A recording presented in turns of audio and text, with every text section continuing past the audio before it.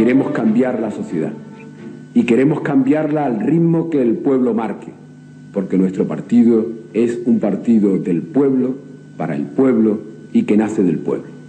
Queremos remover las bases de la injusticia y podemos hacerlo.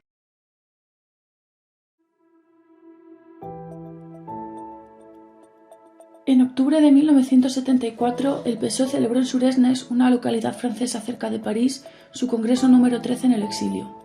Ese mismo año, en Portugal, había tenido lugar la Revolución de los Claveles, y en Grecia había caído la dictadura de los coroneles. En Italia, la única democracia asentada del sur de Europa, el Partido Comunista superaba el 30% de intención de voto. El PCE, por su parte, había tomado la iniciativa en la oposición al franquismo, creando la Junta Democrática, y tenía una mayor implantación en España a través de distintas organizaciones y sindicatos. Este congreso, por tanto, era decisivo para la futura trayectoria del PSOE, pues en él se decidiría quién lideraría el partido legalizado en democracia. Este congreso estuvo marcado por una ruptura generacional entre la directiva de Rodolfo Llopis, que había estado dirigiendo el PSOE desde el exilio, y el grupo de los sevillanos, liderado por el joven Felipe González.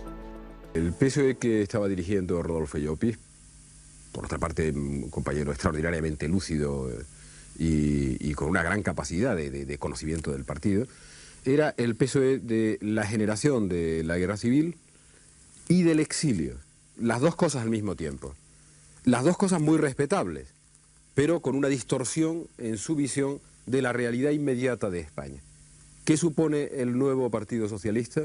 La generación de los que hemos nacido o casi nacido ya en la época de la dictadura, hemos vivido en la época de la dictadura y conocíamos la realidad que era nuestra realidad. Por tanto, es una ruptura generacional y una adaptación total a la realidad. Eso que se llamó PSOE renovado en la prensa y tal, que nosotros nunca le queríamos llamar así, pero se acuñan las imágenes, era exactamente eso, era el acercamiento a la realidad y la fractura generacional, las dos cosas. Con la victoria del grupo de los sevillanos y la elección de Felipe González como nuevo secretario general, se inició un proceso de transición ideológica que les llevaría a desbancar al PCE y situarse como fuerza hegemónica dentro de la izquierda.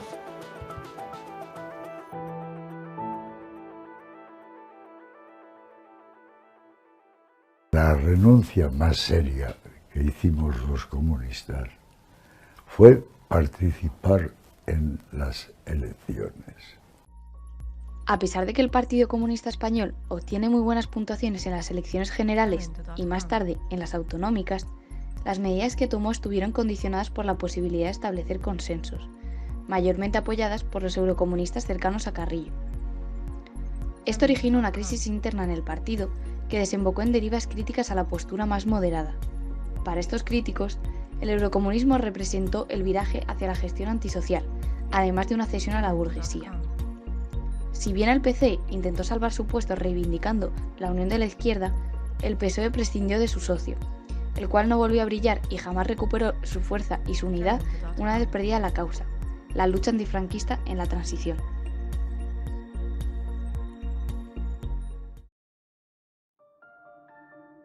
Durante la transición, había una constante preocupación por la homologación exterior, donde el apoyo de ciertos actores internacionales al PSOE fue un factor clave en su ascenso. Dentro de la Internacional Socialista, los alemanes del SPD apoyaron exclusivamente al PSOE, de donde surgió una estrecha relación entre Felipe González y el excanciller Willy Brandt.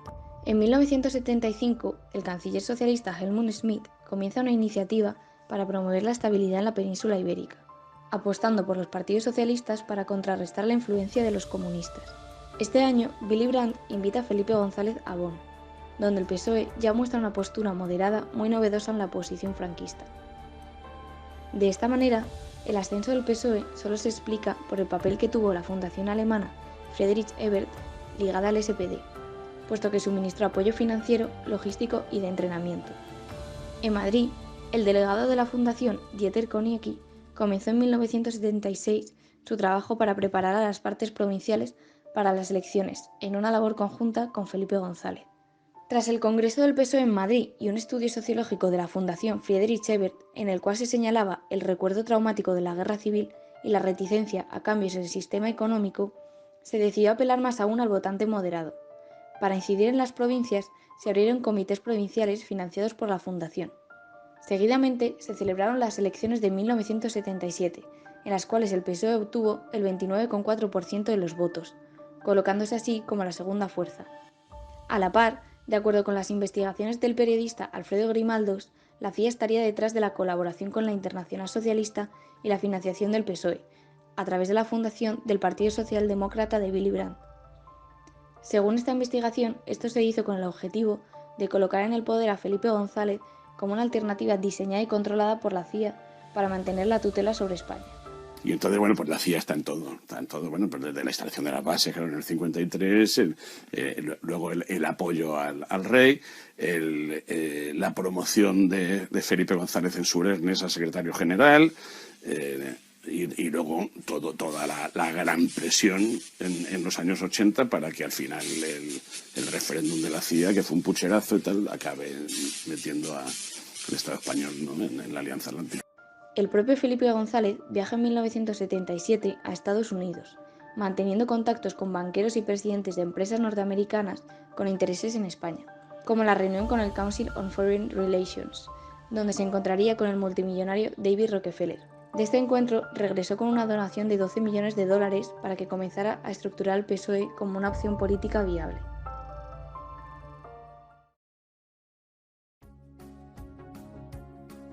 Después del golpe del 23F, el PSOE se encaminó en sus esfuerzos por demostrarse la única fuerza homogénea viable para llevar a cabo el proceso democrático, ante una UCD debilitada por luchas internas y por el intento golpista, así como por la división de Suárez.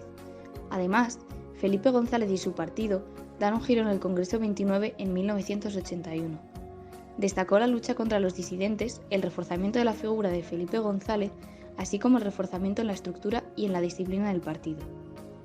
De esta manera, el PSOE apostó por una modernización liberal y democrática, caracterizada por un gran giro democrático.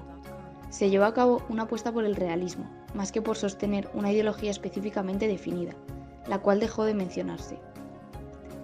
Así, el PSOE consigue acercar a los más moderados, pero también a los radicales que se habían desencantado con las posturas más grandilocuentes del socialismo. En el PSOE primaban los intereses corporativos de distinto signo. Se dejan de lado los intereses de clase y comienzan a tomar más importancia los intereses corporativos. Primaba, por tanto, la racionalidad administrativa ante los problemas sociales o la ocupación de puestos importantes por parte de la clase obrera. Es relevante mencionar las posturas en sus tesis 45 y 46, donde apostaban por la coexistencia de la propiedad pública y la propiedad privada, unida a la intervención estatal en la economía de mercado con políticas asistenciales y redistributivas, en consenso con empresas y sindicatos. No se puede tomar a Marx como un todo absoluto, compañeros. No se puede. Hay que hacerlo críticamente. Hay que ser socialistas antes que marxistas. Las mismas políticas en la crisis se adscribían en los pactos de Moncloa, por lo que no había forma de nacionalizar sectores estratégicos de la economía española. Se apostó por medidas asistencialistas, como los mecanismos compensatorios a la reducción salarial a cambio de un endeudamiento estatal y de no aumentar la progresividad fiscal.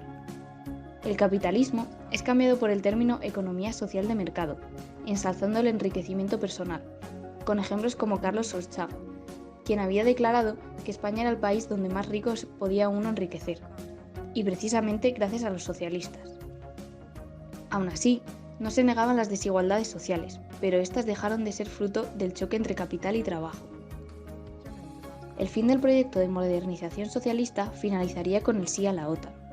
Con el gobierno de Calvo Sotelo, el PSOE apostaría por el no a la OTAN, renegando de lo que denominaría intereses imperialistas. También sería la postura de los 2 primeros años de gobierno. Sin embargo, esto cambia en 1984. Varios intelectuales socialistas abogaban por la entrada en la OTAN para mantener la paz global, además de defender a España del verdadero enemigo, la Unión Soviética. Así, Felipe González y su partido pasan de decir una cosa y su contraria en muy poco tiempo. En 1981, el líder socialista decía que la OTAN convertiría a España en un país beligerante y que su entrada haría peligrar su seguridad territorial, contando además con la crisis en la que estaba supuestamente inmersa la organización. No obstante, En 1985, las palabras serían opuestas. En la Alianza Atlántica, de verdad, están los países que tienen mayor ejercicio de la soberanía popular del mundo, mayor nivel de desarrollo económico, de democracia, de libertades y de respeto a los derechos humanos, y mayor nivel de paz.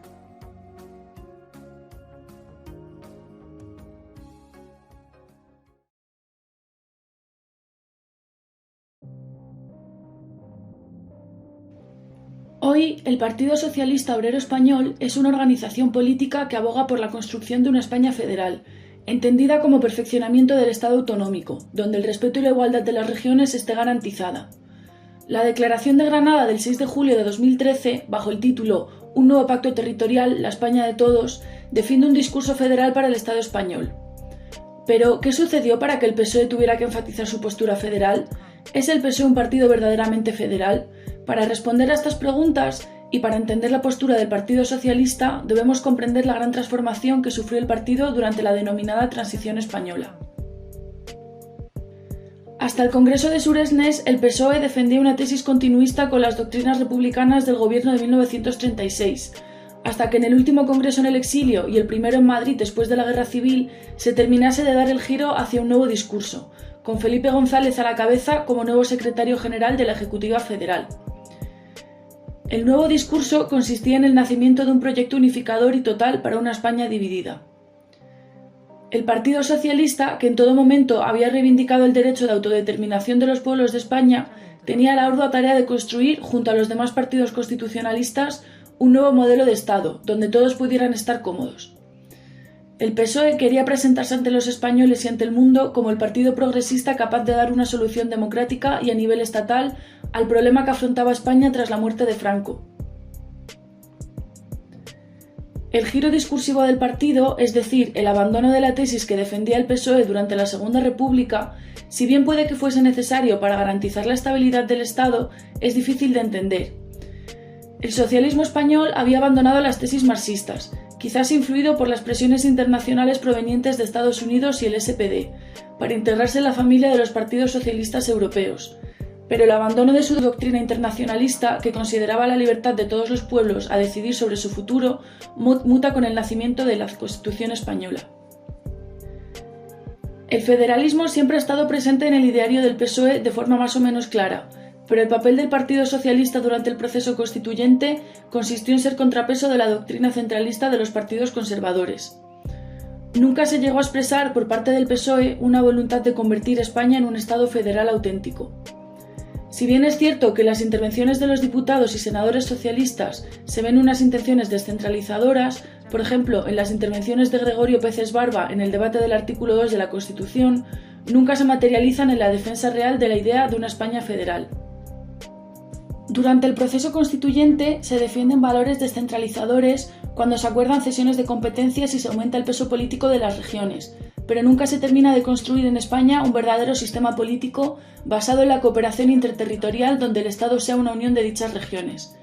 Se crea un caso único en el mundo donde España está a medio camino entre un Estado centralizado y uno descentralizado. Prueba de ello es la inexistencia de una verdadera Cámara de Representación Territorial, pues el Senado se convirtió en la práctica en una Cámara de segunda lectura con muy pocas atribuciones propias. La ambigüedad del PSOE se mantiene hasta nuestros días. Si bien militantes y simpatizantes del partido se consideran abiertamente federalistas, vemos en su ideario político cómo esta cuestión se trata de fondo y de forma inconclusa. Nunca se llega a defender una verdadera postura federalista, más bien existe una defensa de la descentralización y de la armonía entre las autonomías. Hemos cumplido nuestro compromiso de Suresnes. Y el compromiso de Suresnes era llevemos a España a las libertades democráticas.